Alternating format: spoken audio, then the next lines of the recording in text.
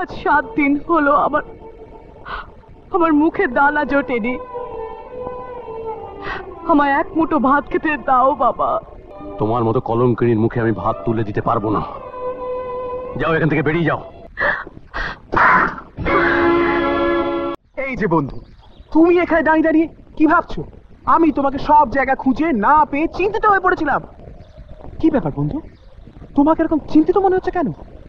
সদাশিব, আমি মহল থেকে ফিরে আসার সময়ের অভাবে মায়ের সঙ্গে দেখা করে আসতে পারি।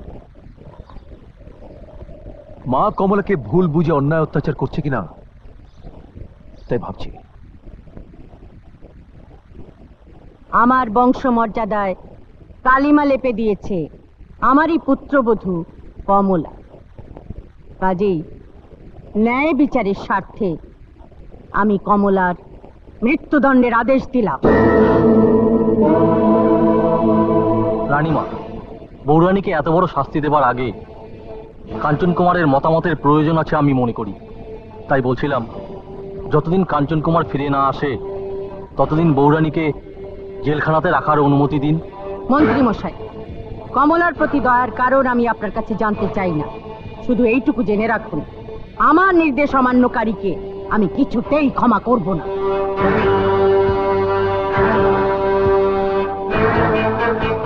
জল্লাদ, জল্লাদ, অপরাধীকে নিয়ে যাও। এত বড় কঠিন শাস্তি আমায় দেবেন না মা। এই ঘর আমার কাছে স্বর্গ। এই ঘরে আমি মরতে চাই। আপনি নিজে হাতে আমায় মেরে ফেলুন, সেই মৃত্যু আমি সইতে পারবো। জল্লাদ, এই বিচারিণীকে নিয়ে যাও। ভোর হবার পূর্বেই মৃত্যুদণ্ড কার্যকর হবে।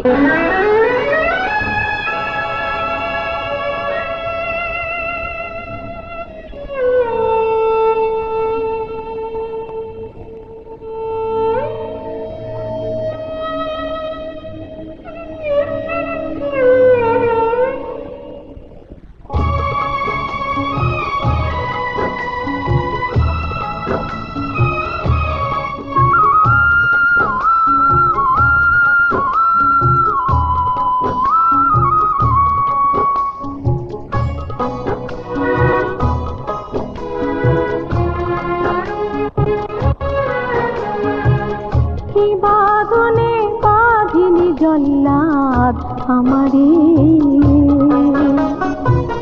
কি বাঁধনে বাঁধিলি জল্লাদ, ও জল্লাদ সহে না পরাণে রে, কি বাঁধনে বাঁধিলি জল্লাদ আমারে। জল্লাদ, বিশ্বাস করো, আমি সম্পূর্ণ নির্দোষ। বিনা দোষে তুমি আমার প্রাণ নেবে? আমি তোমার ছোট বোনের মতো, আমায় তুমি মুক্ত করে দাও। বৌরানী, আমি আপনাদের অনেক নিমক খেয়েছি, কিন্তু আজ আমি আপনাকে মুক্ত করে দেব। নিমক হারামি করব। কিন্তু রানীমা যদি আমার রক্ত দেখতে চায়? রানীমাকে দেখাবার মতো রক্ত কি আমার এত বড় দেহটার মধ্যে হবে না?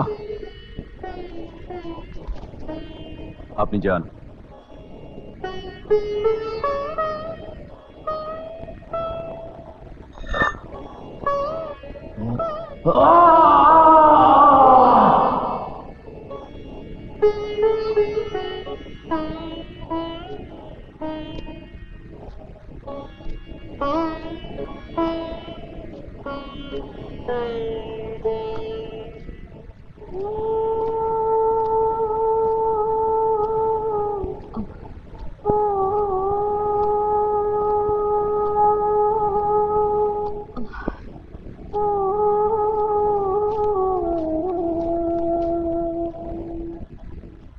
শোনো বোন, আমার বড় তৃষ্ণা পেয়েছে, আমায় একটু জল দেবে?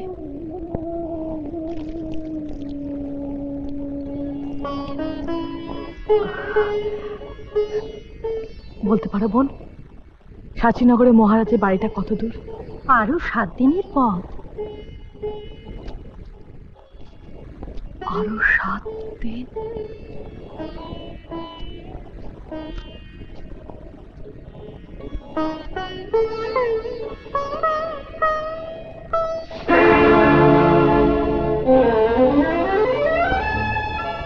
বাবা ভোলানাথ, তোমার এই মেয়েকে তুমি রক্ষা করো।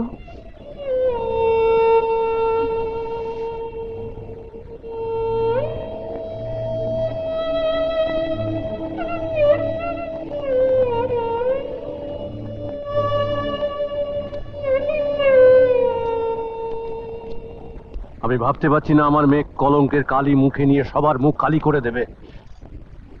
কাঞ্চনের মা তোমাকে খবর পাঠালো, আর সেটাই বিশ্বাস করে নিতে হবে? এমনও তো হতে পারে সব মিথ্যে, সব ভুল। আমার কমলা কলঙ্কিনী নয়। এত বড় ভুল দেবী চৌধুরানী করতে পারেন না। কমলা যেমন আমাদের আদরের মেয়ে, তেমনি ওনারও পুত্রবধূ। তাই ঘটনা সত্য না হলে পুত্রবধূকে প্রকাশ্যে বিচার করে জল্লাদের হাতে উনি তুলে দিতে পারতেন না।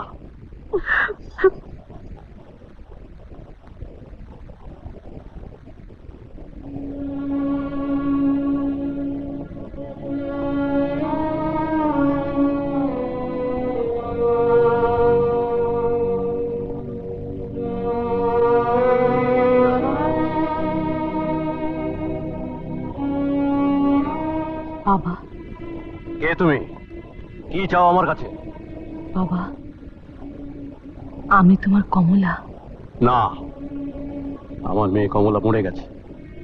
দেবী চৌধুরানী তাকে জল্লাদের হাতে তুলে দিয়েছে। জল্লাদ তাকে বধ করেছে। জল্লাদ আমায় ছেড়ে দিয়েছে বাবা।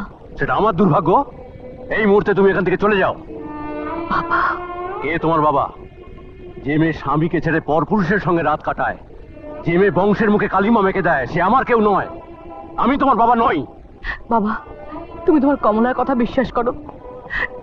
যা শুনছো সব মিথ্যে, সব ভুল। আমি তোমার কোনো কথা বিশ্বাস করি না। আমি শুধু একটা কথাই জানি, তুমি দুশ্চরিত্রা। যে আমার চোখের সামনে থেকে চলে যাও। ঠিক আছে, আমি চলে যাচ্ছি। তবে একটা অনুরোধ, আমি রাজকন্যা, রাজার ঘরে জন্ম আমার। ছোটবেলা থেকে অভাব কি আমি দেখিনি, ক্ষুধার কি জ্বালা আমি জানি না। আজ 7 দিন হলো আমার মুখে দানা জোটেনি। আমায় এক মুঠো ভাত খেতে দাও বাবা। ক্ষুধার জ্বালা আমি আর সহ্য করতে পারছি না, আর সহ্য করতে পারছি না বাবা। আমি আর সহ্য করতে পারছি না। আমি আর সহ্য করতে পারছি না। না, তোমার মতো কলঙ্কিনীর মুখে আমি ভাত তুলে দিতে পারবো না। যাও, এখান থেকে বেরিয়ে যাও।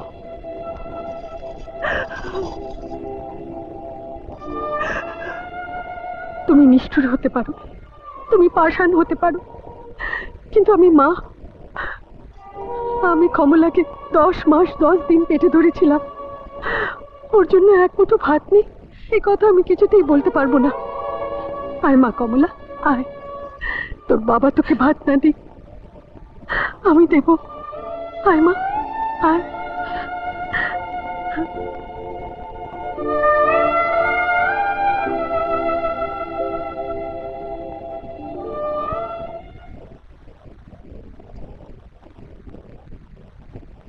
নে মা, খেয়ে নে।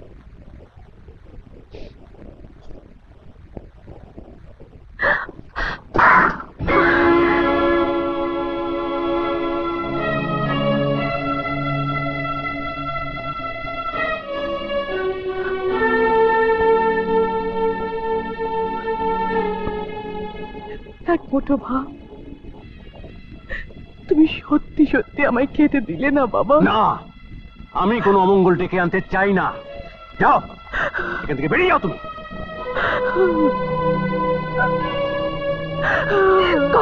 ডাকবে না, কমলাকে পিছু ডাকবে না।